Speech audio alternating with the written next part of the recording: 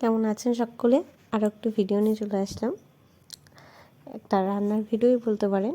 আজকে বেশি কিছু রান্না করা হয়নি, ডাল, এক রকমের ভাজা আর পুঁই শাক এই রান্না করা হয়েছে। তা এখন যখন মশলাটা ছাড়ছিলাম, খুব সুন্দর একটা ফোড়নটা ছাড়ার সময় গন্ধ বেরোচ্ছিল।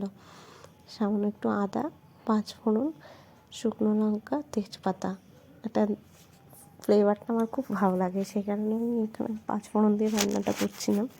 অন্যভাবেও করা যায়। আর এখন সব সবজিগুলো দিয়ে দিলাম ভাজার জন্য। সবাই কেমন আছে জানিও, আর কী টাইপের ভিডিও করলে ভালো লাগবে সেটা বলো। আর যে জিরের গুঁড়ো ব্যবহার করেছি, অন্যান্য সময় কাঁচা জিরে ব্যবহার করি, যেহেতু কোনো মশলা করা হয়নি তাই গুঁড়োটাই করেছি। আমি যখন ভাজা ভাজা করবো একবারে সেই সময় মশলাগুলো দিয়ে নিয়েছি, আর চিনিটাও দিয়ে নিয়েছি আগে। পাশে যে ডাল হচ্ছে,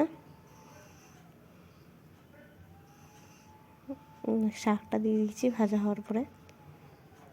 আমার বেশ খেতেই ভালো লাগে, এই কারণে ভালোভাবে ঘেটে নিয়েছি। তরকারিটা ভালো করে টানানো হচ্ছে। অন্য টাইপের একটু ভিডিও দেওয়ার চেষ্টা করবো অবশ্যই।